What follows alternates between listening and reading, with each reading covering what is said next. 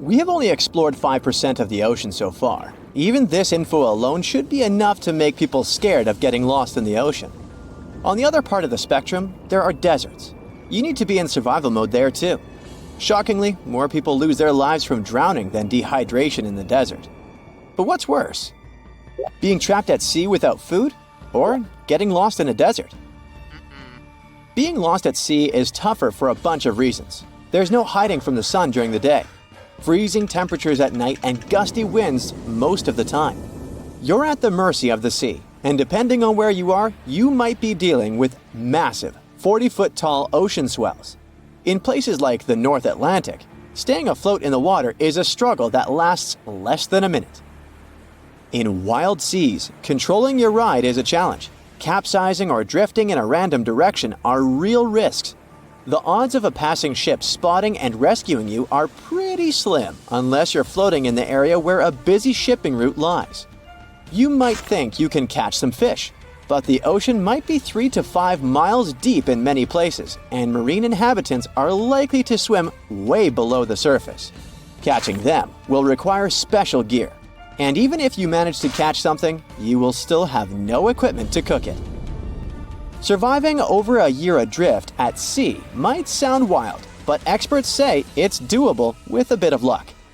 One fisherman is living proof of this theory. He was rescued after more than a year of being lost at sea. Jose Alvarenga claimed he had set sail from Mexico in 2012, got carried off, and somehow ended up 5,000 miles away at the Marshall Islands. When he was found, his face was covered with a bushy beard. He had survived by catching fish, birds, and turtles with his bare hands. In tropical waters, having fresh water, staying afloat on a boat or raft, and having shelter from the sun, some food, and a signaling device are crucial. Having a 24-foot-long boat and a tarp played a big role in Alvarenga's survival. Generally, 5 to 6 weeks without food is the human limit. Catching birds and fish by hand is tricky, but if done cleverly, it might work out. Smaller turtles can be captured and tossed into the boat, providing fresh meat and preventing scurvy. In open waters, most turtles, birds, and fish are safe to eat raw. Marine toxins in fish are relatively uncommon. It's not that risky. Water is vital too. Rain, bird, and turtle blood, as well as their meat, which is high in water content, might help. In tropical environments, the main dangers are heat, solar radiation, dehydration, skin issues, and animal attacks. Alvarenga seemed confused at times because sun exposure, dehydration, and vitamin deficiencies can affect mental state too. As for the desert, it seems to be easier to survive there. There are plants, lizards, and snakes you can munch on. You can stay in the shade during the scorching day and move around when it's cooler in the evening and morning. We tend to think of the desert as a hot, dry expanse of land, but it can get cold at night. So get ready to build a fire. Starting a fire at night will keep you warm and make it easier for rescuers to spot you if you're lost. Sage and dry bushes make excellent fire starters, so do dry animal droppings. The key to surviving in the desert is conserving water.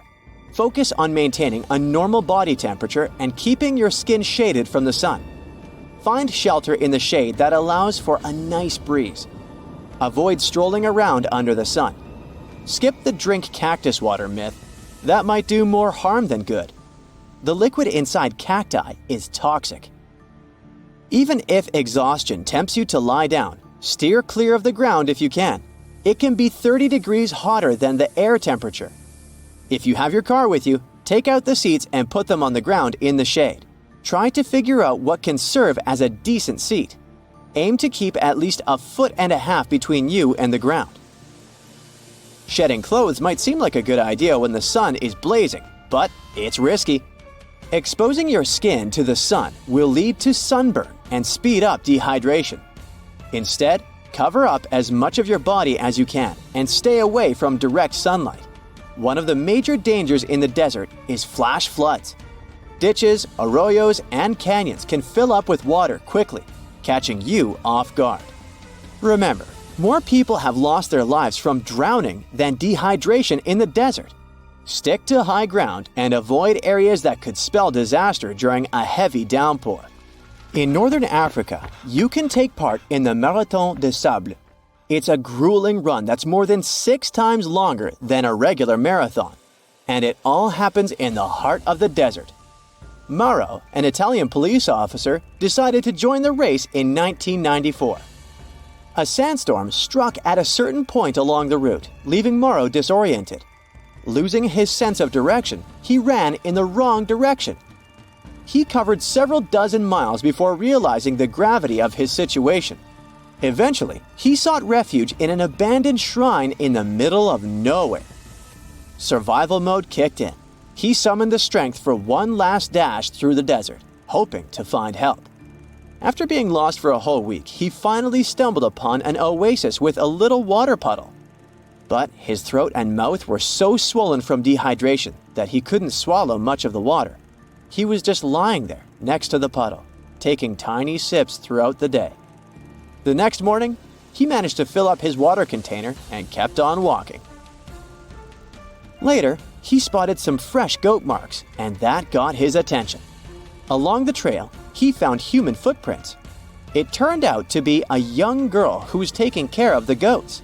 When Mauro sprinted towards her, desperately asking for help, he freaked her out at first, but then he finally got rescued. And now let's talk about surviving on a deserted island. There, you have more chances than in the ocean or desert. You can boost your luck by following these steps.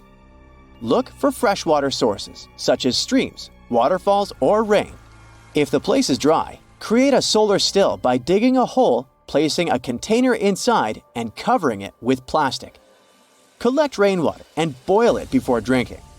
Avoid salt water from the ocean. The next step is to get food. Try to eat only familiar fruits like coconuts and bananas, and avoid unknown berries. Seaweed will also do you good. It's possible to prevent scurvy by munching on fresh citrus fruits like lemons and oranges. You can get protein from fish, mollusks, and small animals. Sharpen sticks to hunt for fish or birds. Be careful with bigger game and go for slower insects if needed. Cook shellfish thoroughly. Before eating unfamiliar fruits, rub them on your skin and lip to check for adverse reactions. Avoid fruits with a peach or almond smell, as they might be poisonous. Don't waste anything, even if you have extra. Store excess food and water and stick to a plan. I hope you'll never find yourself in this situation. Nelson Neti survived 5 days on a deserted island near Rio de Janeiro. He got caught in a wave while checking out the view from the rocks near Grumari Beach and ended up on Palmas Island. This 51-year-old gardener found a cave to sleep in on the first night and stumbled upon a tent and a blanket left by fishermen the next day. As the days went by, Mr. Neti got desperate and started drinking seawater. Finally, on Saturday, jet skiers spotted him waving his shirt, and they called the authorities. A helicopter came to the rescue, and that's how Mr. Neti got saved. Endless hot deserts seem lifeless at first glance. But among these sands, you can meet dangerous and sometimes creepy creatures. Some of them can only cause health problems, but some can stay in your memory forever. Let's get to know them, starting with dangerous ones and finishing with real nightmares. So, you're walking through a desert and see a big teddy bear with open hands. You understand that it's probably a mirage, but still, you come closer. You were right. It's not a plush toy, but a giant cactus. There's something strange about it. Thanks to some strange fluff, the branches resemble the arms of a teddy bear. However, this is not fluff, but thousands of thin needles, and they are the reason you shouldn't come closer. The cactus is called the jumping cholla, or teddy bear cholla. It grows in the desert areas of Arizona and in the northern part of Mexico. Don't worry, this cactus won't attack you, but it will cling to your skin or clothes if you touch it. Such a fur coat protects the cactus from animals, creates shade, and saves it from heat. The lateral branches are the most important parts of the plant as they carry out photosynthesis and accumulate a large amount of moisture inside. So, despite all the danger, the cactus can be helpful for desert wanderers. And the danger here is needles. If you look closer at them, you will see they have the shape of hooks. One touch, and hundreds of thorns are already in your finger. It's pretty difficult to get rid of them, and the needles cause unpleasant, painful sensations. But the coolest thing about this cactus is the way it reproduces. The plant clones itself in a new place. When animals and people pass the jumping cholla and touch it, the cactus gives them a small piece of itself, along with the needles. As soon as you throw this piece to the ground, it takes root and starts growing. The degree of danger is rising. The next monster from the desert is running toward us, and that is an ostrich. Many think these animals are cowards hiding their heads in the sand. You will most likely change your mind if you're unlucky enough to meet one. Usually, ostriches are not aggressive, but you should run if you come closer to their nest. On the other hand, you won't be able to do that because ostriches move at a speed of 43 miles per hour. You need a car to get away from them. They run and hit their enemy with their chests. There have been cases when ostriches attacked vans and caused significant damage to them.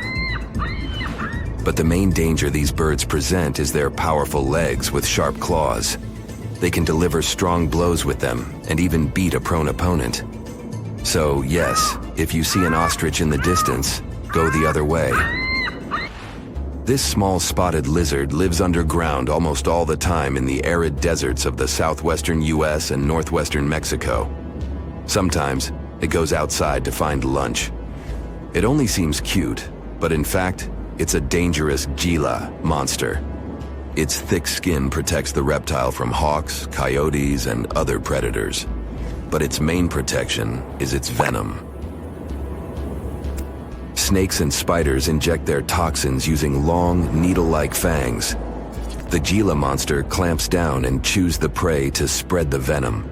And when it bites a person, it can keep its jaws closed for a long time. Getting rid of the animal is a tricky feat.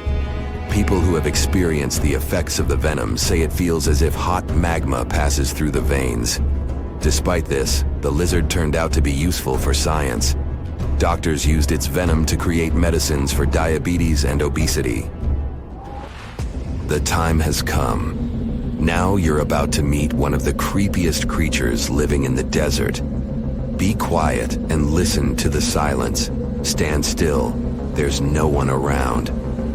Suddenly, you hear some hissing coming from below. You lower your head and see it. A big yellow spider the size of a human palm with strong jaws and long legs hides in the shadow of your body. In horror, you run away from this monster, but it goes after you. It isn't easy to do it in this situation, but try to calm down. The creature isn't interested in you. It wants only your shadow to hide from the scorching sun. Anyway, it's better not to touch it. The powerful jaws of the camel spider can cause unpleasant sensations, to put it mildly. And, by the way, this creature isn't really a spider. Yeah, it belongs to the class of arachnids, but it's a separate species, Salpagid. It likes to bite. It's fearless and pretty aggressive. The spider preys on insects, lizards, rodents, and small birds. It can also move at a speed of 10 miles per hour. For their small size, this is very fast. You need to be a professional athlete to run away from it. Most often, you can find camel spiders in the deserts of the Middle East, but they also live in Mexico and the southwestern US. These runners are nocturnal and try to avoid the sun during the day, so they are always hunting your shadow. By the way, they got their name because they often hide in the shadows of camels. You won't hide from them during the day, but they will also want to come after you at night, especially if you make a fire. Salpugids always run to the light in the hope of eating something. Some species of these spiders make a hissing sound to scare their enemies away. Now, let's calm down for a second and leave the hot desert. We're going into the humid tropics of Tanzania. Under tree bark, fallen leaves, and in dark caves, you can meet one of the most terrifying creatures on Earth, a tailless whip scorpion. Imagine a big scorpion without a tail, with a flat body that looks like it has been pressed by something. It's similar to spiders, but has no venom glands and can't spin a web. This monster is silent and fast, but the scariest thing is its 2 front claws, twice as long as the creature itself. Any prey it catches will never escape. Life in a dark cave has spoiled its eyesight, so the whip scorpion tries to avoid sunlight. During molting, it climbs up to the ceiling and slowly comes out of its old skin.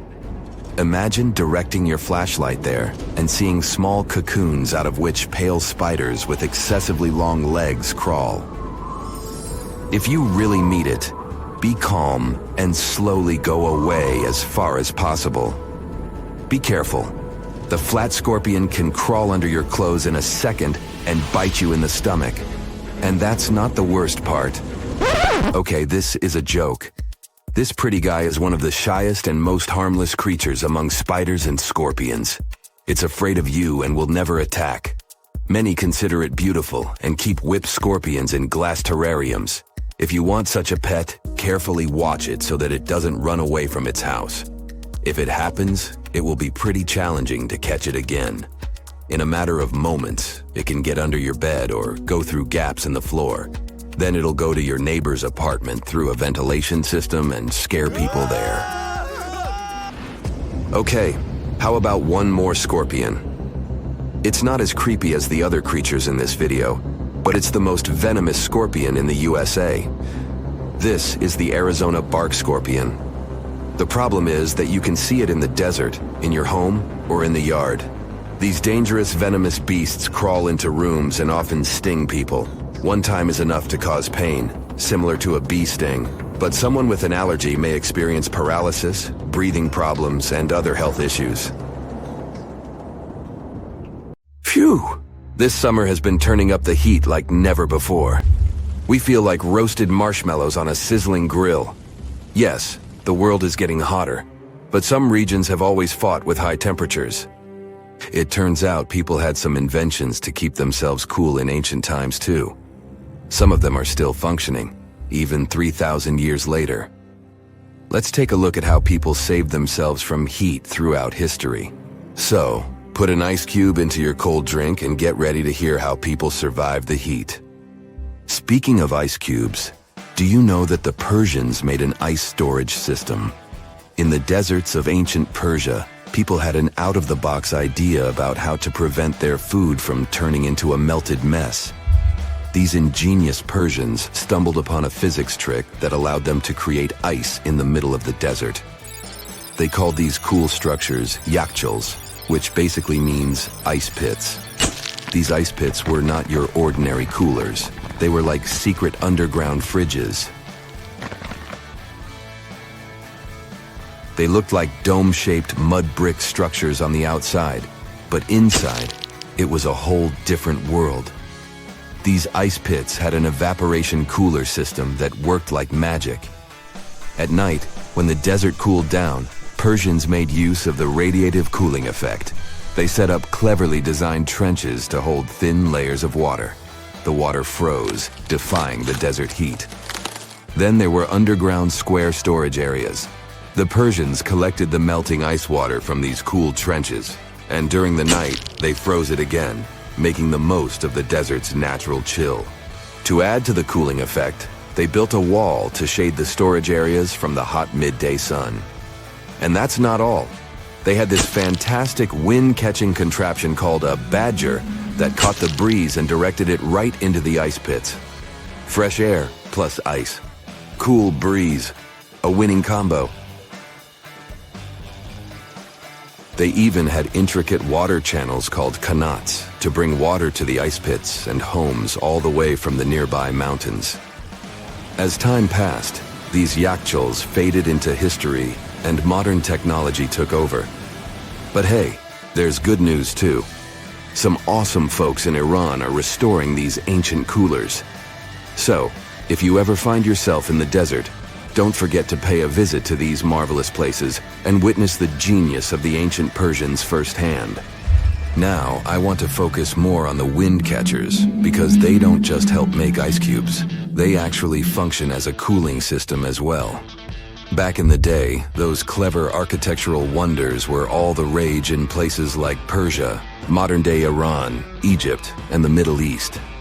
Imagine tower-like structures with openings at various levels strategically placed to harness the power of nature's breeze. These openings were like magical portals for the wind. They captured those refreshing gusts and guided them right into people's living spaces. Basically, they were natural air conditioners.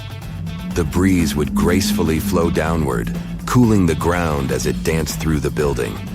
The secret sauce lies in the details: the tower's height, the number of sides, the openings, and the positioning of the interior blades. Everything plays its role in how efficiently the wind towers work out. Thanks to these wind catchers, ancient societies could enjoy comfy indoor temperatures without sweating. Can you imagine living in those times? Feeling the gentle breeze whisking through your home, keeping you feeling fresh and chilled out? The Persians are often credited for inventing these awesome wind catchers. But hey, don't forget about Egypt. There, you can find traces of similar structures dating all the way back to 1300 BCE. Yes, the invention of wind catchers may have occurred in ancient Egypt, but Yazid in Iran is the city with the largest number of wind catchers. People wouldn't have been able to live there without these ancient ACs because there was almost no rain in the area throughout the year. Now, let's look at these perforated double-skinned exteriors. Imagine dressing up a building with a fancy perforated screen. It's like giving its exterior a stylish makeover while keeping things chill inside. This genius technique, firstly, scatters the natural daylight, so no harsh sunbeams to blind you. The screen also offers shade like a pro, giving the building's interior a much-needed break from the blazing sun. Think of it as a natural sun hat for your home. Placing this screen about 4 feet away from the outer walls creates a breezy, dreamy hallway for fresh air circulation. And hey, they add a touch of elegance to the building too. These structures are sometimes called jali. Jaipur, India, for example, has an average daytime temperature of about 100 degrees Fahrenheit. So these structures are lifesavers. Jalis come in various forms, crafted from cement, earth, and wood. It's a cultural symbol deeply embedded in Indian architecture. You can find its captivating presence in iconic historical buildings like the majestic Taj Mahal and the Grand Red Fort in Delhi. But hey, it's not just a thing of the past. It's still rocking modern architecture scenes, and its charm has sparked creativity in artists and designers worldwide. It adorns the building's exterior, its cross-section showing a larger opening on the outside and a smaller one on the inside. This is where the Venturi Effect steps in to show off its physics prowess. As the air flows through the narrowing passage, it picks up speed, creating a difference in pressure between the inside and outside of the building. Air blowing at a higher speed gets compressed, and when released, it cools down. Mashrabia is a wooden lattice or screen used in the Middle East and North Africa. These decorative wonders are like window blinds, but they do more than just look pretty. They're smart too. They give privacy, shading you from the sun, and let fresh air and light in. Some people also add clay pots filled with water, sand, or damp straw to their designs. As hot air breezes through the holes, it also passes through the pot's porous surface. The moisture inside evaporates, cooling the air. This is a perfect low-cost technique for hot and dry climates. It's eco-friendly, and there's no need for electricity. Now, let's fast forward to today. Designers are getting creative, mixing traditional wisdom with modern tech. At the Al Bahar Towers in Abu Dhabi, they've got it too. Picture over 2,000 hexagonal panels that dance with the sun's movement, providing shade to the building's interior. Water evaporation was another secret weapon for ancient people. Simple, yet super effective. Plus, ancient Egyptians hung wet mats and curtains in doorways. When the air passed through them, it cooled down, providing a relief from the scorching sun. Ancient architects were the masters of maximizing airflow. They knew how to cross-ventilate and let hot air escape while inviting cooler air to the party. Speaking of ancient Rome, bathhouses were the place to be back then. It was like a community hub. People gathered to chat about politics, play sports, and, of course, take a relaxing dip. The frigidarium was the cool spot in Roman baths. After a steamy soak in the caldarium, Romans dashed to this giant pool to chill out. Then in some places, like Cappadocia in Turkey, people went underground to hide from the heat. They carved cozy dwellings in volcanic rock, harnessing the Earth's natural cooling powers. So the lesson here is simple. Architects and designers can create wonders by combining local traditions with smart tech. California's Death Valley boasts the highest officially registered temperature to date, with 134 degrees Fahrenheit in 1913. Meanwhile, Africa's sweltering record stands at 131 degrees Fahrenheit in Kebili, Tunisia, as noted in 1931. In Europe, the highest temperature ever documented reached almost 120 degrees Fahrenheit in Sicily in August 2021. Then, in 2022, the UK had the hottest summer of all time.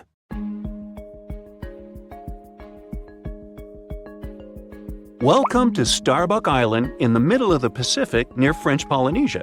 Even if the name brings to mind a strong coffee smell, you will find no frappuccino there. The island is uninhabited. It's also pretty tiny, just 5.5 miles east to west and about 2 miles north to south. The island is so small, New York City could fit in 18 such islands. Seems like there can be zero interesting things, but Google Maps have something to surprise you. A couple of months ago, there was a viral TikTok video about a weird saucer-shaped object found on Google Maps on Starbuck Island. The video racked up over 5 million views in 2 days. The creepiest part is that there's a long streak traversing almost the whole island.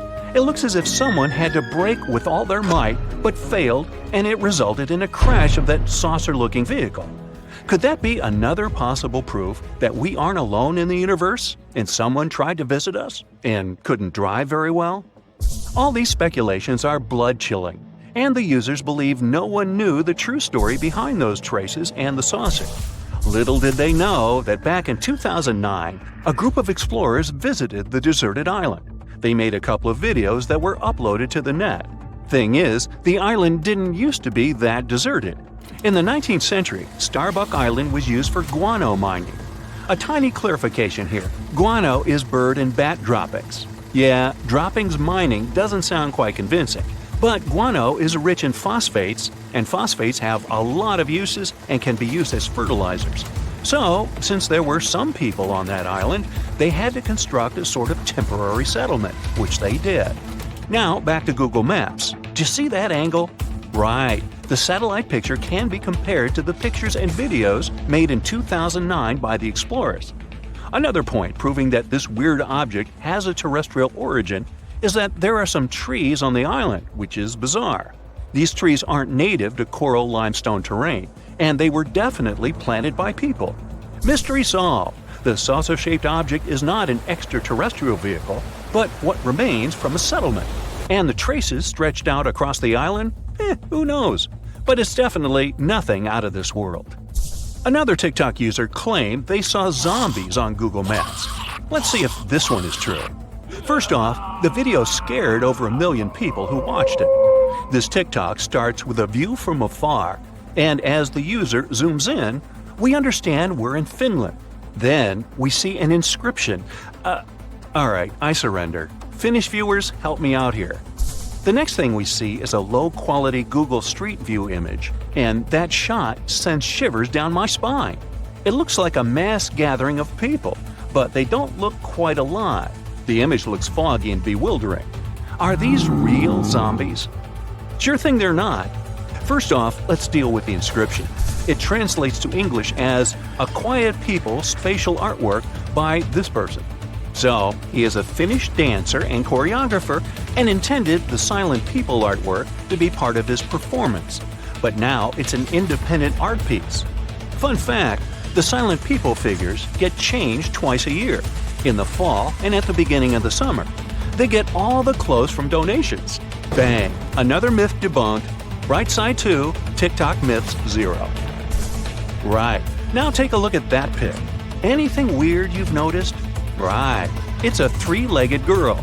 The satellite picture was taken in Croatia, but there's nothing to worry about. These are nothing but Google Maps issues. Thing is, the technology used for Google Maps purposes has a curious algorithm. Each object gets photographed several times, and then the resulting photos are stitched together to achieve the most accurate image. In most cases, it works, but sometimes it seems like the technology tries too hard, and it results in extra details and sometimes extra limbs people have in the photo. And if we're going to have a 3-legged race, then I'd bet on her. There's nothing that can escape the all-seeing satellite eye, right? On September 20th, 2022, a TikTok user posted a video about a plane found underwater on Google Earth app. The plane was found off the coast of Crooked Island in the Bahamas, not far away from Colonel Hill Airport. Now, let's see if that's true. The first thing we should keep in mind is that even Google Earth Help themselves admit the fact that the pic found in the app may be the result of several photos, either satellite or aerial, taken on different days and even in different months. The result of stitching might sometimes be a bit unpredictable. Remember the 3-legged girl? How could we forget?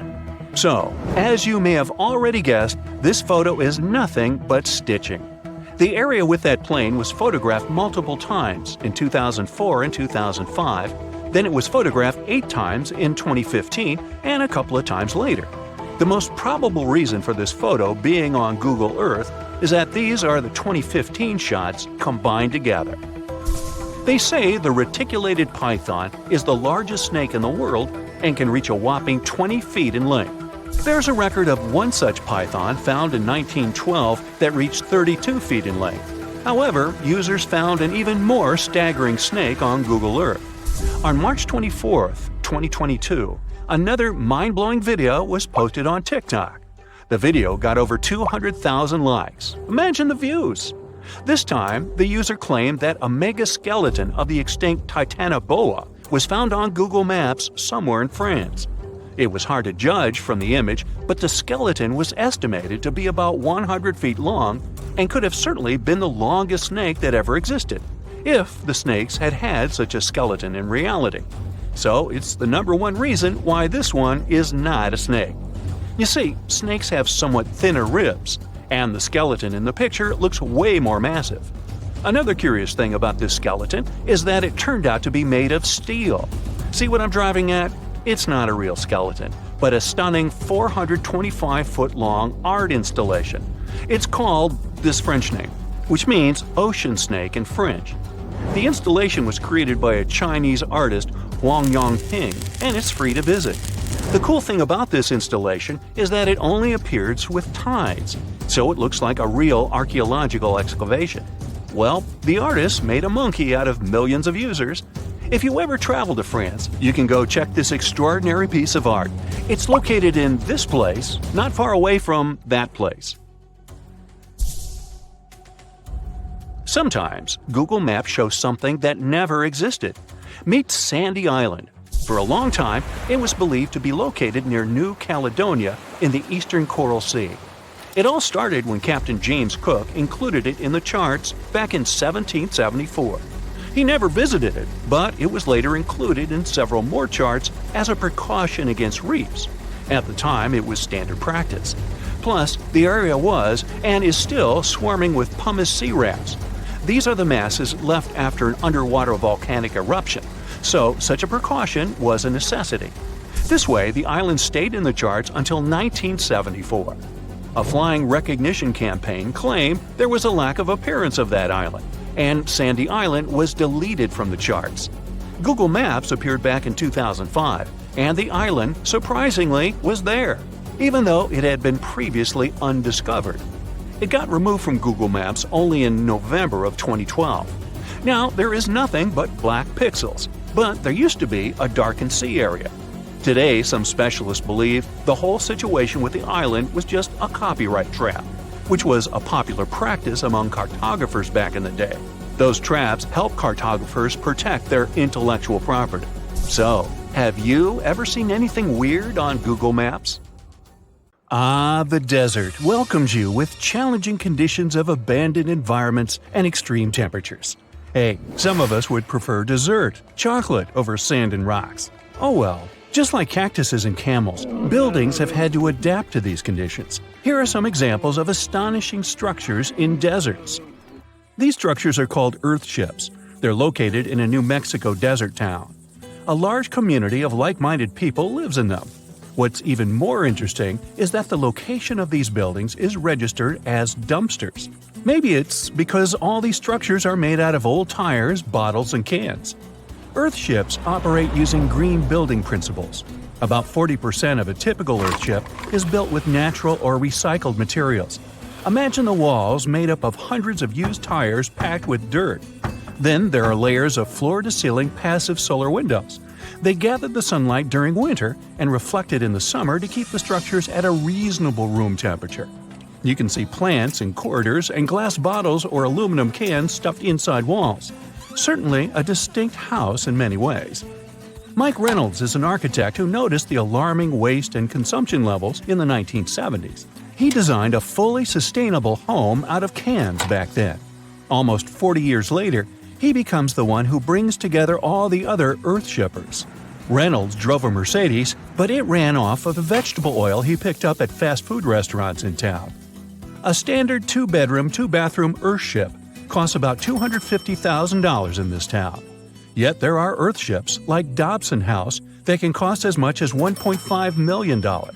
If you do it yourself, with family and friends, you can eliminate the cost of labor, and it becomes relatively less expensive. Let's assume you're really going to build one. Where can it be? Well, anywhere. Earthships currently fit in the cold, dry air of Canada, as well as the hot and humid climate of Haiti. This is the Mirage Mirror House. It's an installation set in the Southern California desert. Mirage opened in 2017 as part of a contemporary art exhibition. It's composed of mirrors. This minimalistic structure blends with the environment around it. The doors, windows, and openings have been removed to create an amazing experience. What you have in the landscape is reflected back to you. How's it made? With mirrored surfaces. At night, the distant lights refract from the mirrors. In the daytime, the sky is transformed into banks of clouds. There's no fixed scenery in this house. How about seeing a futuristic structure in the deep desert? Architects designed a concept home that pairs perfectly with Elon Musk's Cybertruck. The house has a post-apocalyptic theme. I mean, when I say post-apocalyptic, it's because I can't say it. Anyway, the house is designed to survive in a disaster scenario.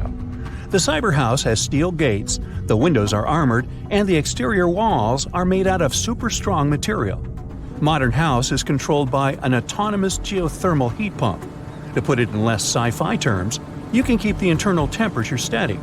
This sleek house has an entrance that can fit the Cybertruck. After all, it's inspired by it in the first place. Plus, the Cybertruck can be lifted to the second floor to be more secure.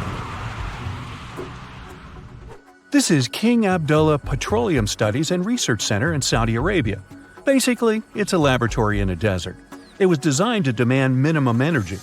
The architecture has patterns on the walls and ceilings, giving reference to the local tradition of geometric form.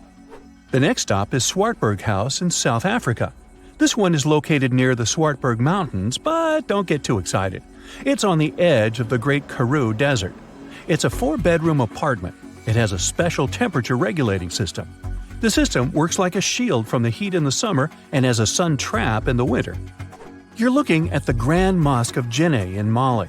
This mosque is 52 feet tall. This is impressive because it's made of only sticks and a special mix of mud and other natural elements found in the desert. Petra is an ancient city hidden in the Jordan Desert. The structures are carved directly into red, white, and pink-colored sandstone cliff faces. It's located among the canyons and mountains near the desert. The place was a trade center many years ago. You might already see pictures of the impressive facade of the treasury. This structure still holds many mysteries in it. For starters, scientists can't explain how the Nabataeans managed to create such a structure thousands of years ago. Did you know that there's another mysterious place in the middle of the desert that has a similar structure to Petra? Median Saleh was like a second capital of the Nabataean kingdom. Yet another secret they left for us to decipher. It has over 100 decorated tombs and more than 1,000 non-monumental graves. Plus, inscriptions and cave drawings are also here, again surrounded by sandstone. This wooden shack was a post office once. The structure is in the Tengger Desert of Mongolia. It's surrounded by nothing. Sand is the only thing that accompanies the lonely structure.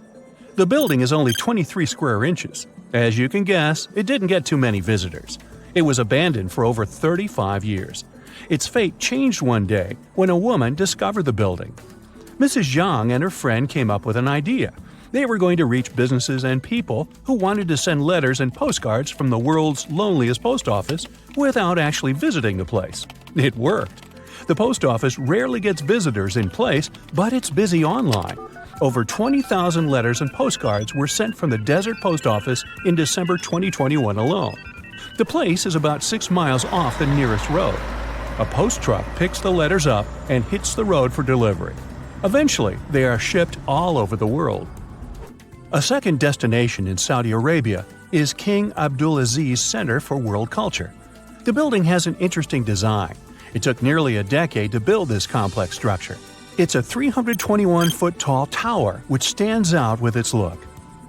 Stone Matters Pavilion is a stone structure in Palestine. The structure spans a surface area of 93 square inches. It has been built entirely out of 300 interlocking stones that mutually support each other. The concave roofs, and yes, they look like giant bowls, are designed that way to collect rainwater.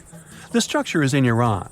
Interestingly, in Iran, the evaporation rate is 3 times faster than the world average, so this bowl-like design comes in very handy.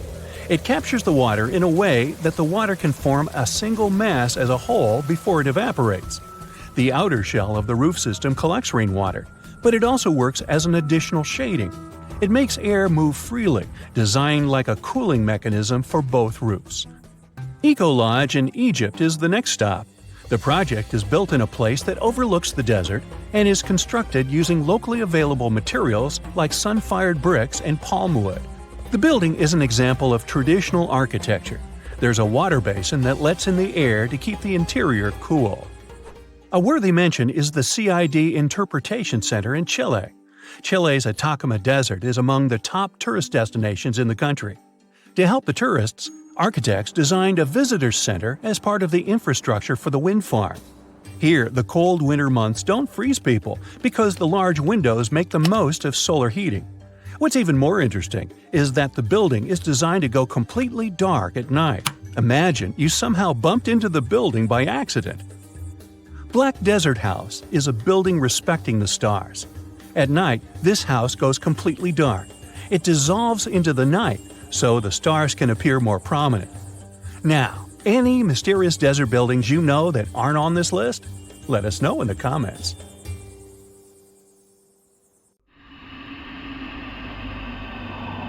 You're walking along a hot desert under the scorching sun. You run out of supplies. There's no more water. You dream about rain, but there are no clouds in the sky. With each step, you lose more and more strength and fall. You notice a small pond nearby. Is it real water or just a mirage? You can't get to your feet, so you crawl there. The water is getting closer by the minute, but not because you're moving towards it. It's the water approaching you. In a few minutes, the pond area increases. Here, you're already in it. A small lake is formed, 60 feet deep, at the place where the piece of desert was. This real event happened in 2014 in the Tunisian desert.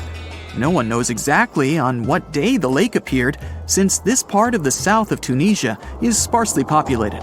At first, shepherds passing by saw the lake and didn't believe their eyes. In the next few hours, hundreds of locals came running to the place. They began to swim, jumping into the water from the surrounding rocks. But a few days later, something strange happened to the lake. In the beginning, it was a crystal clear turquoise blue color, but then it turned dark green. People didn't attach any importance to this and continued to swim. They shouldn't have done that. The scientists and geologists arrived and immediately announced that it wasn't safe to swim in the lake. Muddy green water means the lake is stagnating. It's not refreshed, it's not fed by underground springs. Now the lake is filled with algae and a lot of harmful bacteria that can cause serious diseases. They also found out that this region of Tunisia is filled with huge deposits of phosphate. This substance can disintegrate and leave radioactive traces. The lake can be carcinogenic, toxic, and hazardous for any living organism. But people didn't worry about this too much. They walk in the middle of the desert, while the sun heats the air to 104 degrees Fahrenheit. Most of them are unlikely to refuse to jump into cool water, despite the warnings of scientists. Until now, no one knows exactly the reason for the appearance of the lake. Some scientists believe the lake was formed because of heavy rains. The lake is surrounded by rocks and is located inside a canyon. The water could just accumulate after each storm. Some geologists think an earthquake was the cause of the lake. A small seismic activity provoked the rupture of the Earth's rock above the water table, and through this hole, all the water splashed out. And if this theory is correct, then the lake can be pulled back underground through cracks. This is the same as when you pull the plug out of a drain hole in a filled bathtub. Any small earthquake is like pulling the plug out. Therefore, if you find yourself in these places, don't swim in this radioactive lake. We're going to the Caribbean Islands region. Among the clear blue sea, you can find a unique lake. It's located on one of the Paradisical Islands. You may not even notice the lake right away. The entire territory may seem like a huge concrete platform, but the main thing is not to step on its surface. Pitch Lake is a lake filled not with water, but with liquid asphalt. This is the largest asphalt deposit in the world. Steam is coming from all over the lake as it's hot. The depth of this lake is 250 feet. An entire passenger Boeing could fit there in an upright position. The lake is not fully studied, but scientists believe there's a deep fault in the Earth's crust under it. A huge amount of oil seeps through it. It passes through various chemical compounds and turns it into the asphalt. According to rough estimates, there are about 10 million tons of hot material inside this place.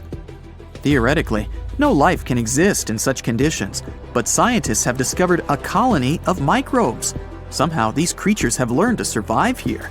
This also suggests that life outside of our planet may exist. The largest moon of Saturn, Titan, has many hydrocarbon lakes on the surface. And if the simplest forms of life appeared among 1 million tons of molten asphalt here on Earth, then nothing prevents them from appearing on Titan. We're going to Indonesia, to the island of Java. You need to climb a large volcano to see the next phenomenon. The volcano is overgrown with grass and trees, but it doesn't seem to be sleeping. Smoke is pouring out of its mouth. You climb to the top and see a clear lake instead of boiling magma. The blue sky is reflected in its bright turquoise surface. But don't try to jump there. This lake is filled with acid. The magma inside volcanoes comes from the deep bowels of the Earth's crust. The incandescent liquid consists of many molten metals and chemical compounds, and the lake is filled with particles of these metals. In addition, the volcano emits sulfur dioxide gases. When they combine with metals, they form a beautiful turquoise color. You'd better come back here at night. In some places, a lot of sulfur is concentrated. These accumulations come out of the lake and come into contact with the air. When this happens, everything around bursts into bright blue flame. It's safe to observe this from the side, but don't get too close. Nearby, on this island, there's another acid lake. It also releases sulfurous gases into the air, which are easily ignited when in contact with oxygen. And when this happens, the gases burst into a bright blue electric flame. It's difficult to see the flames during the day. At night, you can see these flashes from afar. Our next location is Australia. You start the drone high above the forest area. Among the green, dense forests, you can see a bright pink spot. It's our lake. This time, the beautiful pink color may not stop you from swimming. You can relax here and take beautiful photos. The lake attracts thousands of tourists, but scientists have only recently been able to find out the reason for the unusual color. At the bottom of this salty lake in Melbourne, special algae grow and secrete a red pigment. In combination with sunlight, high temperatures, and a small amount of precipitation, it turns the lake pink. By the way, Australia is not the only place with such a phenomenon. There are lakes with a pink tinge of water all over the world. You can find them in Senegal, Bolivia, Kenya, and many other countries. The water of these places is also salty and contains the red pigment of unusual algae. We leave the hot beaches and fly to cold Canada. Here, we see a frozen Lake Abraham. We step on the ice and notice huge frozen bubbles inside. They resemble jellyfish, and there are thousands of them there. This is methane. It's a highly flammable substance. The grass, leaves, pieces of trees, and any organic substances that fall into the lake become food for a lot of bacteria that emit methane. Upon contact with frozen water, methane turns into tens of thousands of frozen balls. When the ice melts, the bubbles burst and sizzle. This phenomenon can also be observed on some shores of the Arctic Ocean. There, the size of the bubbles can reach several times more than balloons. It's a beautiful sight, but it's not safe, since methane ignites when it contacts with air. We're in the coldest place of our journey. It's Antarctica, near the driest desert on Earth. A dry place doesn't mean it has to be hot. It's an area with minimum precipitation. The desert isn't sand and cacti, but a place where almost no living life inhabits. Some areas of Antarctica meet these two criteria. However, in this icy desert, you can notice a tiny lake. Its depth is only a few inches. Technically, it's a pond, but the most amazing thing is that it stays in a liquid form. The temperature here drops to negative 58 degrees Fahrenheit. The pond should be frozen, but this doesn't happen. Don Juan Pond is one of the saltiest reservoirs on the planet. The amount of salt here doesn't allow the water to freeze. Scientists have been studying this lake for more than 60 years, but they still can't find out the exact reason for the appearance of water here. Whew, you're in the heart of the Sahara Desert. You're going to take part in a marathon. From this point, you need to walk 600 miles east to the meeting point. You want to prove to yourself that you can survive in any conditions. Open sea, the icy lands of Antarctica, the Amazon jungle. You've been everywhere. And now it's the turn of the hot desert. The key to success in any journey is preparation. You take a large backpack filled with necessary stuff. A small hatchet for chopping off dry branches, a compass, a sleeping bag. You can't rely on GPS as the connection may be lost in the desert. Matches, a first aid kit, water purification tablets, a flashlight. Also, you need a scarf, a bandana, sealed glasses that will protect your eyes from sand, and light clothing that can cover your entire body. A raincoat or a tent will also be useful. You need all this to protect your body from sand and sunlight. For the same reason, you pack gloves too. You can't eat highly nutritious food. To digest it, your body needs a lot of energy and liquid, and those are the most important and sparse things in the desert. Diet bars or dried fruits are great options. Also, you need a lot of water. A lot of water. It's safer to take several smaller bottles than one large container. If this container gets damaged, you'll be left without water. And when you have several bottles, you reduce this risk. The backpack is filled and you're ready to start your journey. A helicopter takes you to the middle of the desert. First of all, you lubricate your nostrils with a moisturizing cream. This is necessary to prevent the mucous membranes from drying. Hot air can burn your nose, and you can't breathe through your mouth not to lose valuable moisture. You walk a few feet and stop. It would be a mistake to travel through such a hot place during the day. You'll start sweating and lose a lot of liquid, but your water reserves are limited. The ideal time for traveling is in the evening and during the night. At this time, it gets cold.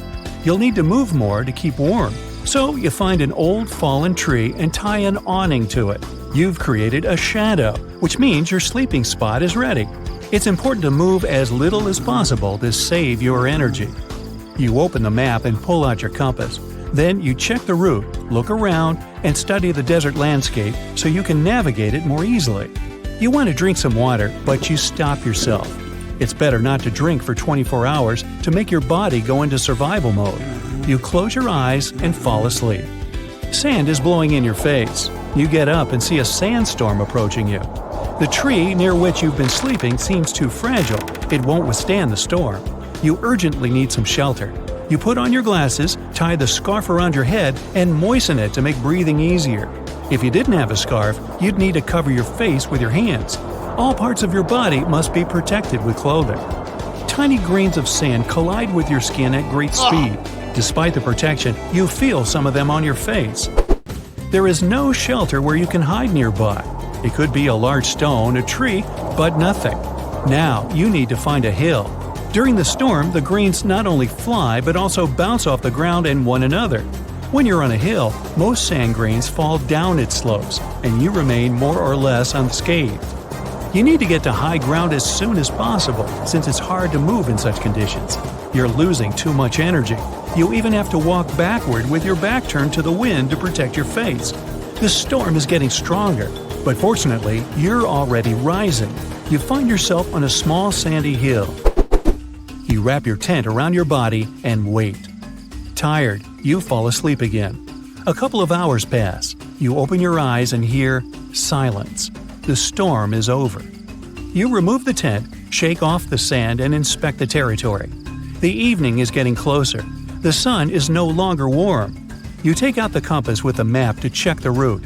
But in the next moment, you find out the sandstorm has completely changed the surrounding landscape. It's difficult to navigate using the map when there are no familiar landmarks. You can easily stray off course and get lost. So you're not sure where to go. But you have water and food, and other people know approximately your location. In this case, it's better for you to stay where you are. They will start looking for you and eventually find you. You won't waste your energy and reserves, but you look at the compass, at the map, and decide to go east. You're here to complete the marathon, whatever it takes. The night is quite cold, but constant movement helps you stay warm. You check your pockets and find out that you've lost your matches during the storm. Then you see a dry tree ahead. You chop off some of its branches and tie them to your backpack. While walking, you leave markers on the sand. Those are branches with pieces of cloth tied to them stuck in the ground. This way, you can help rescuers find you if you don't get to the meeting point. It's dawn. The sun is scorching. You find another tree, create a shade using the tent, drink some water, and fall asleep. At night, you cut off the branches of the tree and again wander through the desert. It seems that you're lost. Your water is running out faster than planned. You're snacking on an energy bar, and your body demands even more water. The most important thing in this situation is to stay calm. Fear drains your energy. You try to imagine the desert as your home, and you know it perfectly. This gives you strength and confidence. You find the ruins of an old building and hide in its shadow. After that, you put the branches in one pile and set them on fire with a mirror. You need the fire so that rescuers notice the smoke. Unfortunately, there's no helicopter flying in the sky. You continue on your way the next night and discover that only one bottle of water is left. You try to eat as little as possible so that your body doesn't waste energy on digesting food. It makes you weaker. Now your goal is to replenish your supplies. To do this, you need to wait for dawn. Then you'll look at the sky, find the clouds, and go in that direction. Where there are clouds, there should be life and water. But very soon, you understand that the sun is too hot. You make a shadow again. Exhausted, you lie down and quickly fall asleep. The sun has changed its position and is now shining straight on you.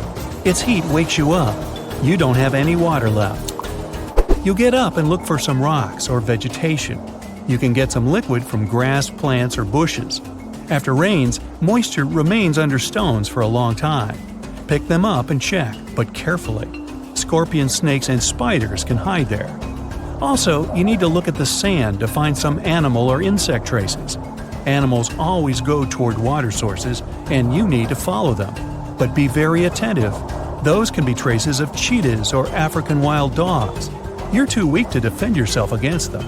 You need to spot the animals from afar and wait for them to drink first. You find some footprints. A group of spotted hyenas is walking in the distance. You slowly follow them. They lead you to an oasis. You wait for a couple of hours for them to get enough to drink. Finally, they leave the place, and you can quench your thirst. Don't forget to throw purification tablets into the water. But even if you don't have them, you should drink anyway. In any case, it can't get any worse. Also, it's important not to drink a lot at once. Your body is exhausted and can't process a lot of liquid quickly. You drink slowly, in small sips. It feels as if you can do this for hours. Then you eat and pour some water into your bottles. No longer hungry, feeling satisfied and happy, you fall asleep again. Some noise wakes you up. A helicopter. It's flying right over you. You scream and wave your hands, but the rescuers don't notice you. It's too late to make a fire. The helicopter is leaving. Think. You take out the mirror, catch a sunbeam, and direct it at the helicopter. Ah, the rescuers have noticed you. You're saved. The freezing temperatures of the Arctic Circle, intense off-road driving in the searing heat of the Sahara Desert, not to mention wild animals that are ready to pounce without warning. That's what a journey of a giant block of ice looked like. The thing was moved from the Arctic Circle all the way to the scorching equator in the back of a pickup truck. Rewind back to 1959, when the world was going through some tough times and a cola cost you a nickel. Radio Luxembourg presented its listeners with a challenge. It was to transport 3 tons of ice from the Arctic Circle to the equator. Anyone could take part in this adventure. The only condition, and a tough one at that, was that no refrigerator could be used throughout the journey. To make things even spicier, they offered a reward for those who could do it. A whopping 50,000 francs for each pound of ice that remained at the end of the journey, which would be around $9,000 per pound these days. And if someone managed to deliver the entire block, they could get around $50 million. As soon as the challenge was announced, the guys from the radio just kicked back and waited for the laughs to pour in. But Börje Notvik wasn't laughing. At that time, he needed money to develop his business, which was manufacturing glass wool insulation. If the man succeeded, he could help his family and employees. So, his company, Glasvat, based in Norway, took on the challenge and surprised everyone around, especially the radio station. It seemed to be an impossible task. No one had ever accomplished such a feat. The total distance was around 5,000 miles, all in the boiling sun.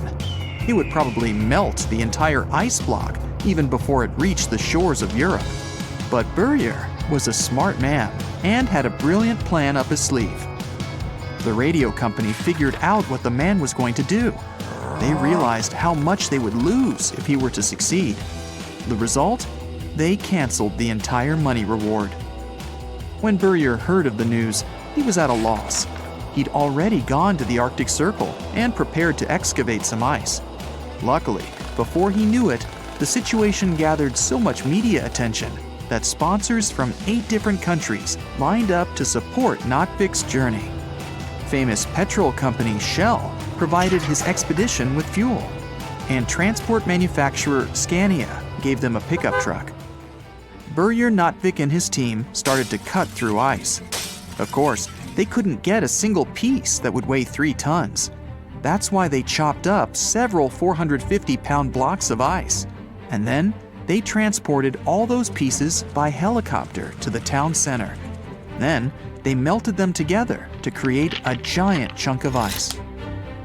After that, the ice was supposed to be placed in the back of a large pickup truck, but it wasn't enough to prevent it from melting, and the team couldn't use any methods of refrigeration.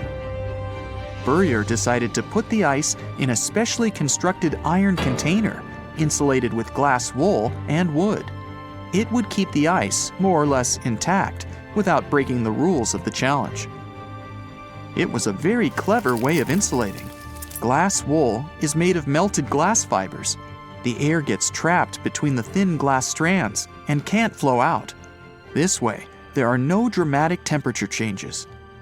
Along with the massive chunk of ice, The truck also carried around 650 pounds of medicines.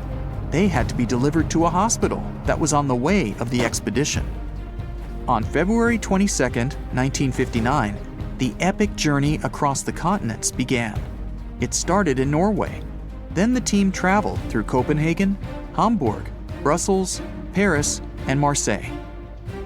In Europe, almost everyone knew about the unusual journey. Notvik and his people were greeted with cheers and claps as they drove through large cities and small towns. The roads were well paved and weather conditions didn't bring any problems. News spread even further south when the expedition reached Paris. By that time, they'd already become celebrities. The police even escorted them through some of the busiest streets to make way for the truck carrying the ice. The mayor invited Berger and his team for lunch. The ice was in good condition until it arrived at the port of Marseille. That's when things started to look challenging. The team had to use a crane to lift the pickup truck and load it on the ship. It was supposed to take them to the coast of Algeria. Notvik and his people realized they were about to start the most difficult part of the trip. Bye-bye to the cool landscapes of Europe. They'd have to endure the scorching sun of the desert before being able to finish their trip. Soon enough, they were on their way to the final destination, but the ice was melting away much faster than before. That's why the expedition had to move at an ever-increasing speed. But it turned out to be challenging. It was almost impossible not to get stuck in the sand. At that time, the Sahara had no paved roads for miles on end. So, Berger and his crew had to dig their heavily loaded car out of the sand in the scorching sun. Every day, the temperatures got higher and higher. Sometimes it was hotter than 120 degrees Fahrenheit. The truck got stuck more and more often. The ice was melting faster than before. It seemed to be just a matter of time before all they were transporting across the Sahara was a large swimming pool filled with cool water. And still, no one was ready to give up and to go back home. They made camps in the desert during the nights and kept driving during the days. The finish line was right there. They came across many friendly nomadic tribes that were traveling on camels' backs. These desert dwellers helped the expedition with some food.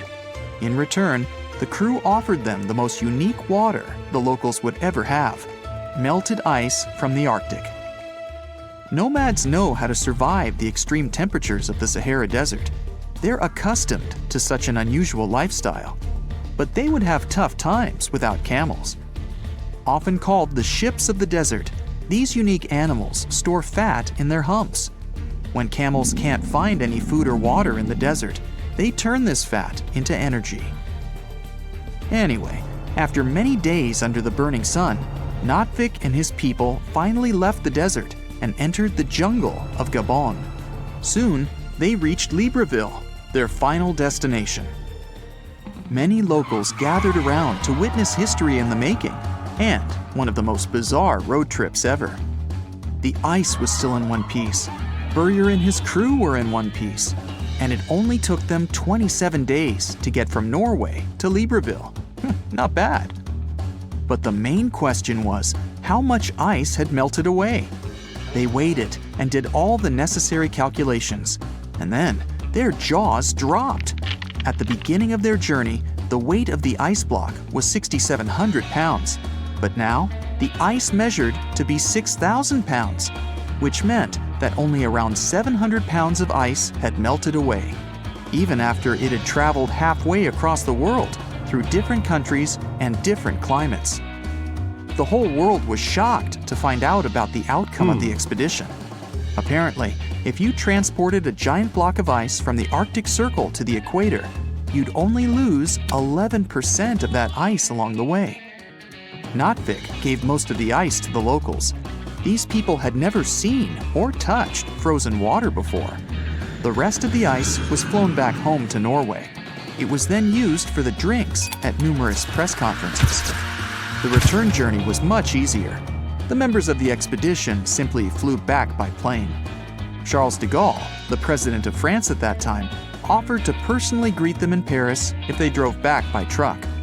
But the exhausted team declined.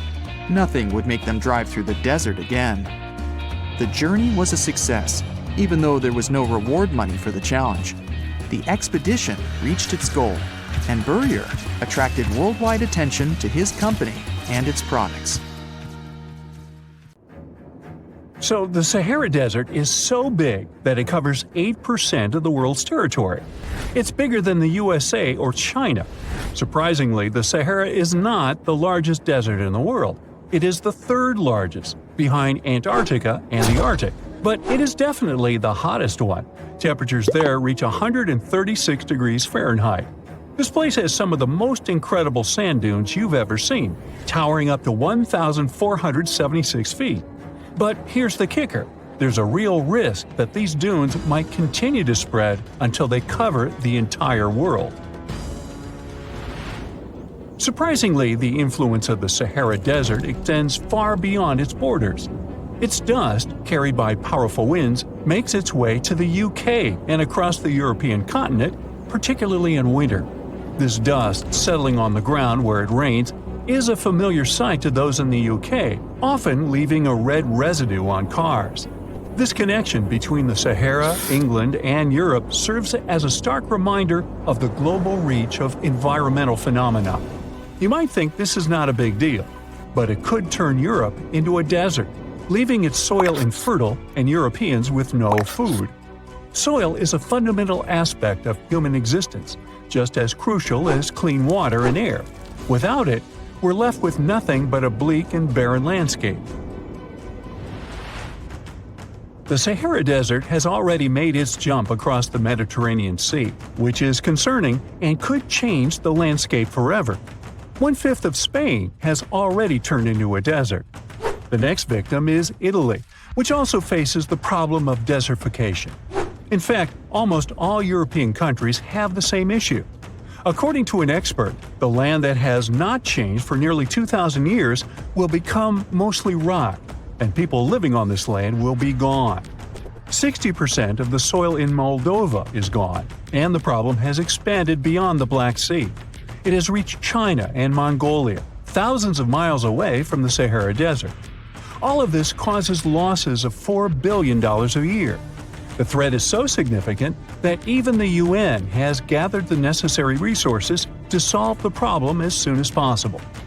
Italy is sending help to Africa to stop the Sahara Desert from expanding.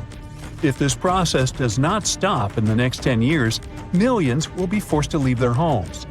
The Sahara Desert is growing for approximately 30 miles per decade. You do the math and see how long it will take to cover Europe.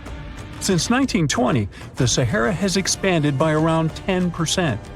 But not all hope is lost because more than 172 countries have joined to put a stop to the desertification of the world. The World Food Program is a project that aims to help bring back green land that was once present in the Sahara. When they told people who called the Sahara home what they were about to do, the latter basically laughed in their faces and said it was impossible. But when you have a specific goal in mind, the impossible becomes possible. If we traveled back around 5,000 years into the past, we would see a beautiful forest with lush green trees and grass. Africa's climate has been changing for 21,000 years, from fantastic greenery to uninhabitable deserts. This has to do with Earth's rotation and the monsoons that bring water to this dry continent. But with the help of scientists and some clever tricks, we can bring the greenery back and stop the Sahara in its tracks. The Senegal River serves as a border between the Sahara Desert, Senegal City, and Mauritania. When you look at this area from space, you'll see how the desert is expanding to Senegal because the vegetation along the riverbank is almost non-existent. Forests can serve as a barrier, stopping the sand from getting blown away and the desert from expanding. An effort to create a great green wall is being made, and how they do it is actually quite impressive. Nothing has been growing in the currently restored area for more than 40 years, making locals find other places to call home. People were thrilled when they saw that the land could be restored. They're very committed and learn to work with the soil and grow food. At the same moment, more than 30,000 hectares have been restored and transformed into lush greenery. The Sahel region is the starting point of desertification, and it is crucial to establish a green wall in that area first. To make this wall is not rocket science, since it only takes a few simple steps. The ground there is baked by the sun and as hard as a block of concrete. If you've ever poured water on concrete, you know that it just flows away. It doesn't stay in one place. So they had to create water-retaining half-moons that would hold the water and make it available to plants. When you learn about how these half-moons work, you might say, how did they not think of that sooner? Actually, this technique is ancient, and it was once implemented in Sahel, but it was lost over time. When the rain falls, the water is collected into the half-moons that are positioned a bit lower than the ground below contour lines. There is also a kind of bank at the end of the shape that prevents water from overflowing. And in the middle, there are plants that are happy because they have plenty of water to thrive. Also, it's essential to grow native plants that are kind of used to harsh conditions, like sorghum and millet. These plants have been surviving there for thousands of years and produce a good amount of biomass, which means the land can be rehabilitated faster and people will have food sooner. The water that will enter the half-moons won't be lost. It will penetrate the ground and top off underground waters. This will ensure the ground that H2O will never run out and that future generations will have usable aqua. This brilliant planting technique is not limited to half-moons. People also create lines and plant various vegetables, such as tomatoes. Next, there are places only for trees, like lemons or oranges. After a long hot day, nothing is better than a freshly made cold lemonade. The trees will also protect the soil, and with some luck, there will be a new forest in the Sahara Desert. The goal is to copy the forest dynamic. Start with small plants and gradually expand to bigger plants that are more useful than the tiny ones. They are aiming to plant more than 10,000 trees. Right now, many people are leaving the Sahara after the rainy season, going to cities or leaving Africa altogether.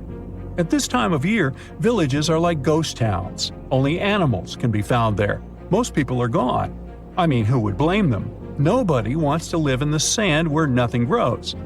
Luckily, with all this new, old technology being developed, many people are slowly but surely returning to their land and starting to work in agriculture. The best thing is that there are no brutal winters, so plants grow 12 months a year, and people can always have food. People are becoming more social because now everybody stays in their villages and doesn't travel much. If this project works out, Africa will be saved, and the world won't turn into a giant desert. You plan to spend your summer vacation in Africa. The final destination is the Sahara Desert. It's located in northern Africa, stretching from the Atlantic Ocean to the Red Sea. You're excited to ride camels and learn about the region's rich cultures. You hop on an extensively long flight, and finally, you are here. You find yourself in the world's biggest hot desert. Can you believe it's 3 million square miles?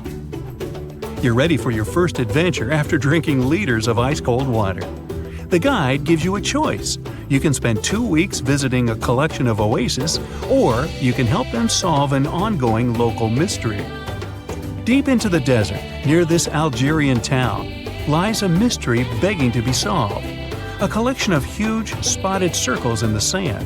There are dozens of them, stretching for miles in a straight line. The circles were first identified via Google Earth images several years ago.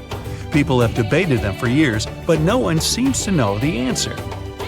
The strange thing is that they are so many miles away from any towns, roads, or human activity. The quickest way to discover the truth behind the circles is asking questions. You grab your notebook and set out to talk to locals. Everyone is helpful in this scenario: geographers, anthropologists, elders, and historians. The first person you talk to is a map expert. You need to understand if those circles were authentic or a satellite glitch.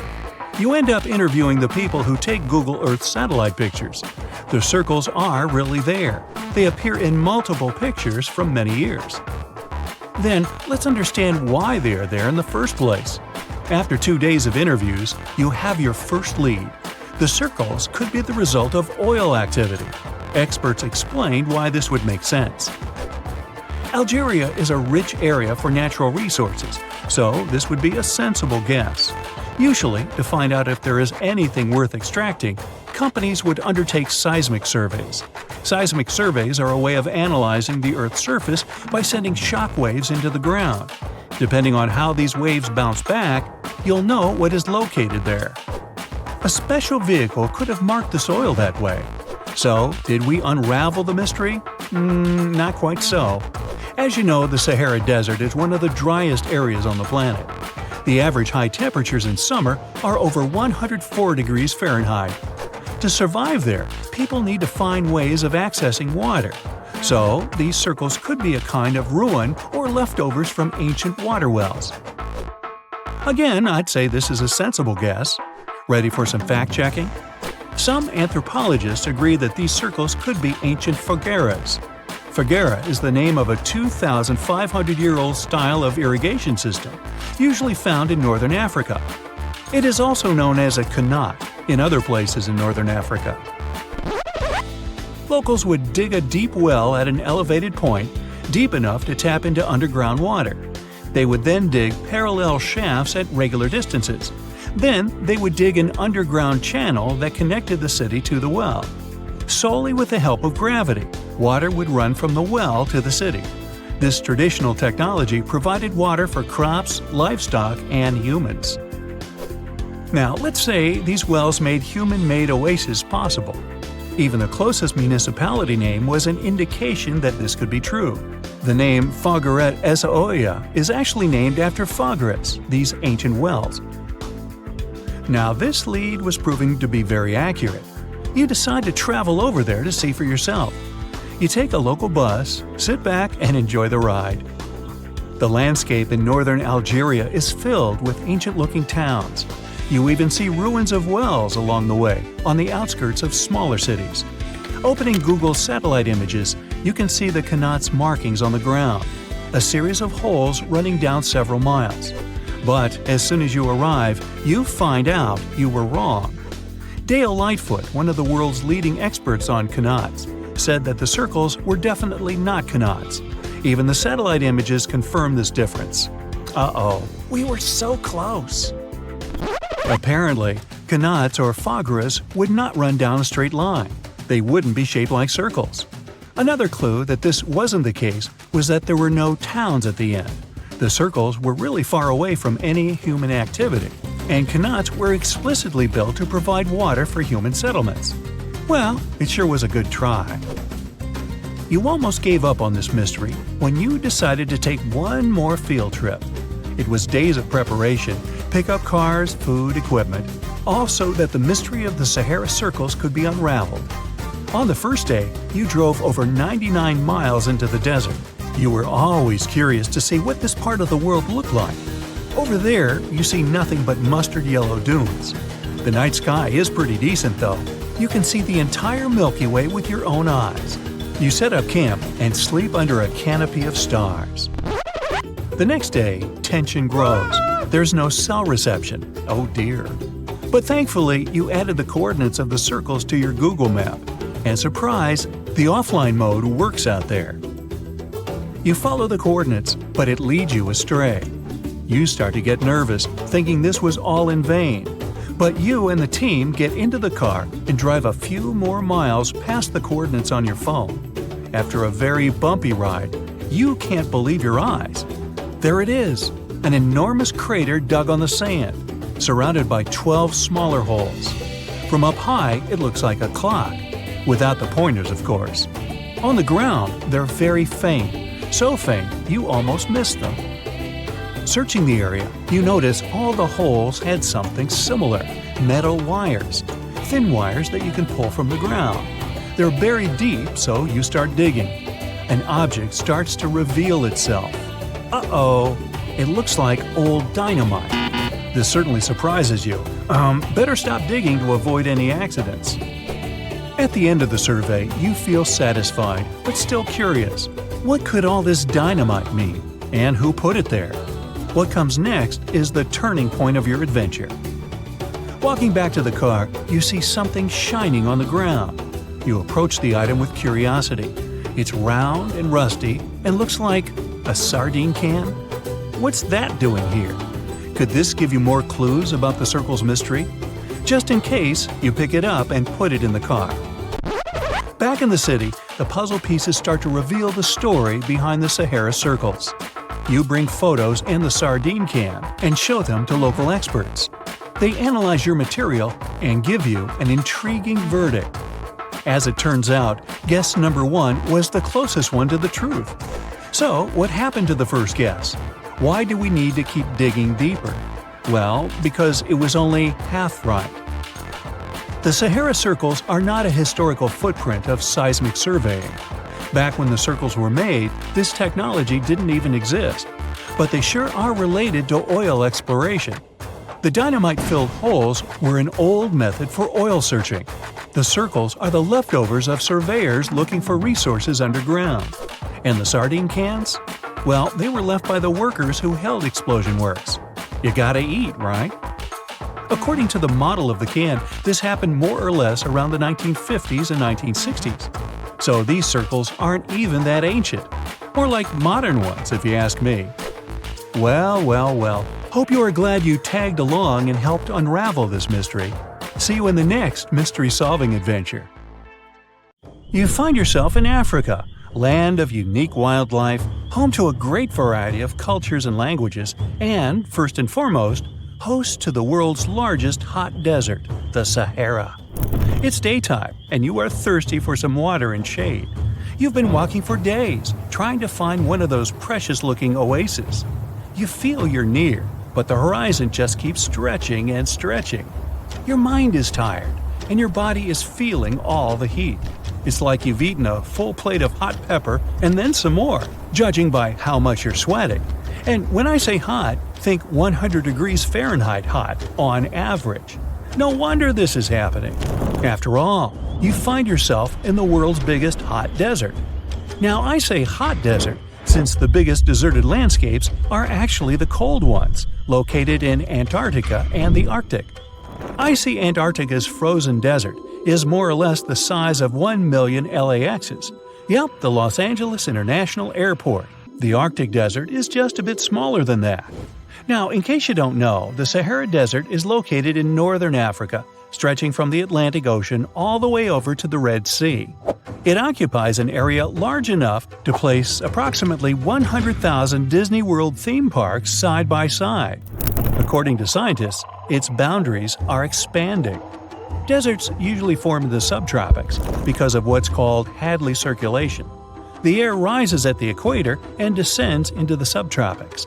This circulation of air has a drying effect, which helps the formation of desert landscapes. Since the 1920s, the Sahara is considered to have expanded by over 10%. How is this happening? Well, let's start from the beginning. You probably know the Sahara Desert as one of the most inhospitable places on Earth today.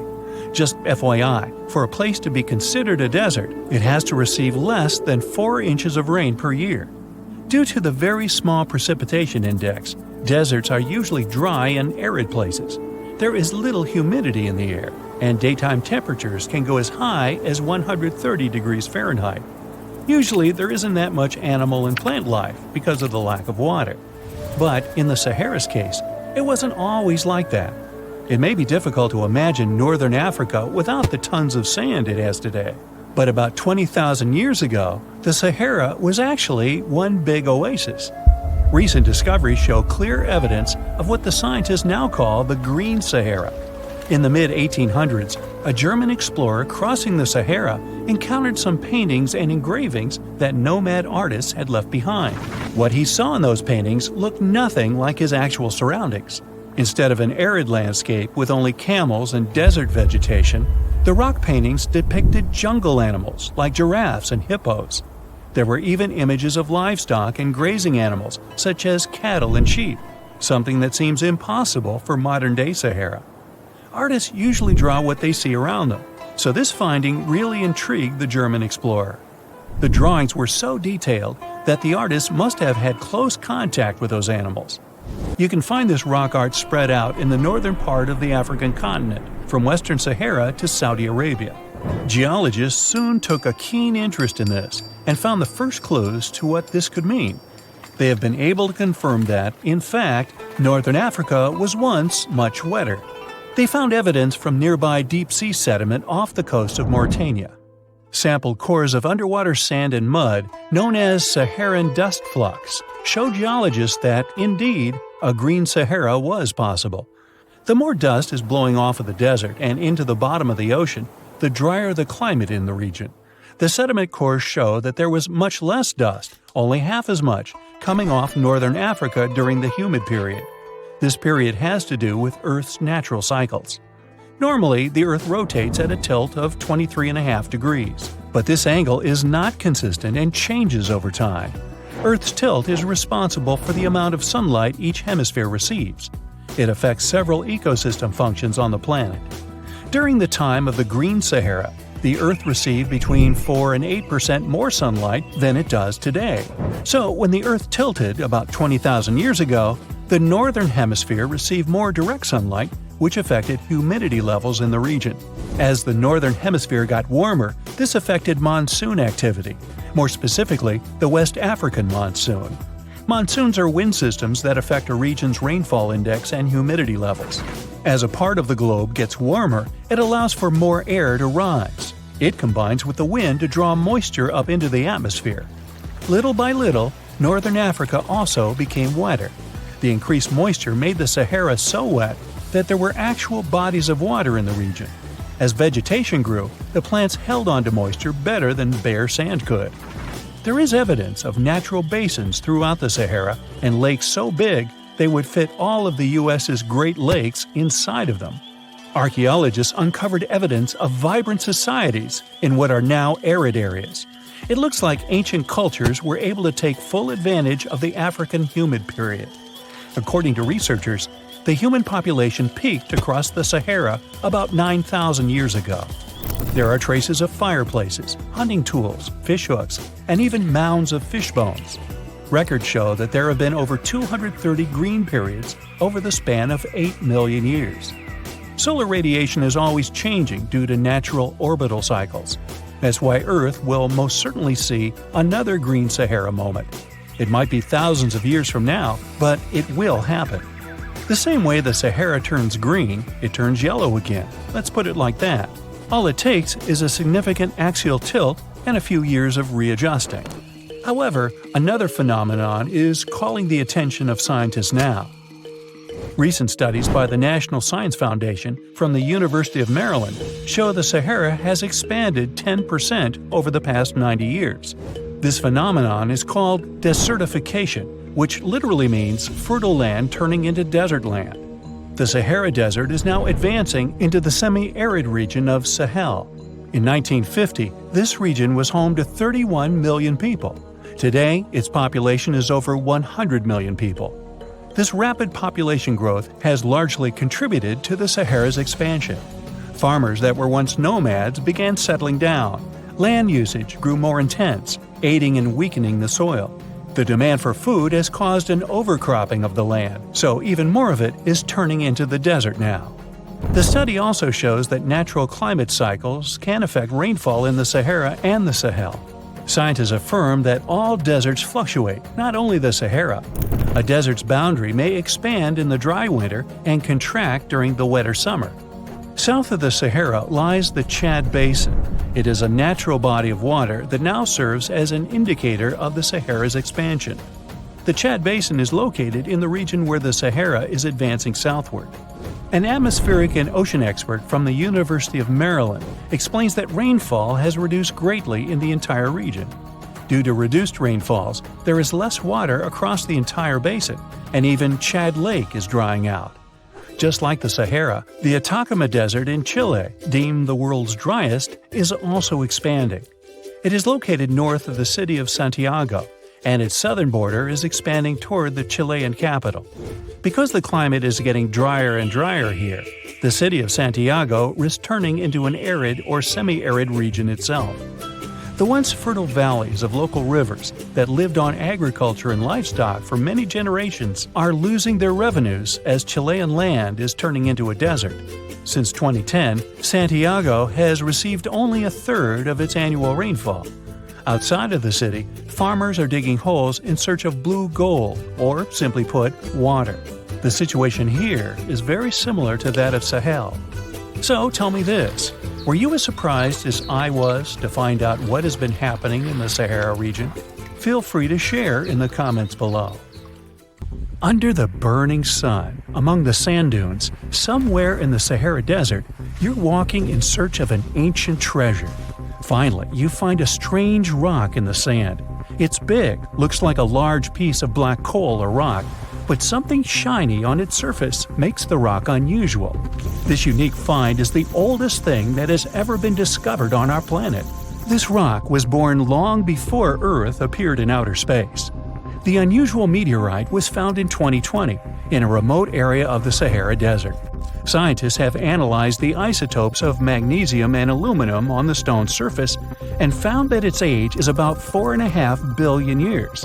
At the moment, this is the oldest sample of magma from space in history. It belongs to a small protoplanet that didn't have time to form completely. It happened a very long time ago when our solar system was forming. Many huge asteroids were floating in space. Some of them were formed into huge celestial bodies, which later became planets. The big rocky planets were absorbing the smaller ones. The rock was part of a little protoplanet that just began its formation, but another huge asteroid destroyed it. The planet shattered into billions of pieces. Some of them became part of other planets. Some flew outside the solar system, and one piece that had been wandering in space until our Earth was formed. After that, it hit the planet's atmosphere and fell into the territory now known as the Sahara Desert. The rock was discovered in 2020, but the erosion of extraterrestrial rocks shows that it could have fallen much earlier. This ancient thing weighing around 70 pounds has several pieces of different meteorites inside. In simple words, it's a volcanic rock consisting of lava. It has cooled, solidified, and crystallized. That's why you notice the glitter. Scientists hope that further study of the rock will help to learn more about our solar system foundation. The biggest asteroid discovered in the U.S. is the Willamette. Its size is 84 square feet, and its weight is more than 15 tons. This is half the weight of a bus. Several people can fit on the surface of this outer space object. But the coolest thing is that it's not a rock like most meteorites that were found. Willamette is made of nickel and iron. This massive piece of metal was discovered in 1906. Now, the huge rock is kept at the American Museum of Natural History. The largest meteorite ever found is Hoba. It's located in Namibia, and people have never changed its position because it's too heavy. The weight of Hoba is 60 tons. It's heavier than a tank. The next space-related event occurred on February 28 in southwest England. On this day, a huge flash lit up the sky. Then there was a loud crash. Several residents opened the doors of their houses and noticed a black sooty spot on the lawn. They immediately guessed what had happened and reported the discovery to the British Meteorite Observation Network. If you ever find a meteorite, report it to some geological research or space center as soon as possible. The longer a space rock lies on the ground, the faster it loses its value. Rain, dust, snow, wind, scorching sun, all these factors damage the surface of the meteorite. It makes it difficult to study the celestial object. The meteorite found in England looks like coal, but it's way softer and more fragile. It most likely used to contain frozen water. The rock is part of a huge asteroid that plowed through outer space when our solar system hadn't fully formed yet.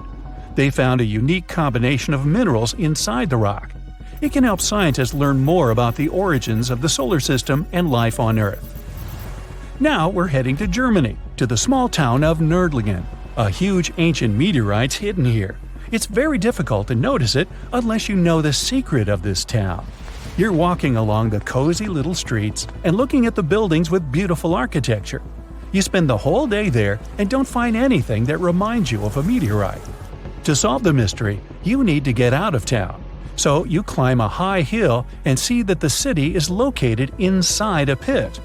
For a long time, locals were sure the house was located in the crater of an extinct volcano. If you look at the houses from a certain angle, you may notice an unusual shining coming from them. In the middle of the 20th century, a group of geologists came here and immediately declared that the crater doesn't look like a volcanic one. The town was built on a huge crater left by a meteorite. The huge celestial body fell here about 15 million years ago. It was so hot that the carbon bubbles inside instantly turned into small diamonds. When people were building this city, they didn't know they were using expensive stones, since the diamonds were hardly visible. The locals never attached importance to the fact that the city walls shine unusually in the sun. Now they believe this place was built from diamonds that had fallen from the sky. Our next stop is in the UK again. This time the rocks are of an earthly origin. The famous Stonehenge. People place circles of rocks here in a certain order. Everyone knows about this archaeological monument, but no one knows the reason for its creation for certain. Another construction built out of mysterious rocks was discovered just 2 miles away. It's called Superhenge. It's bigger, heavier, and takes up more space.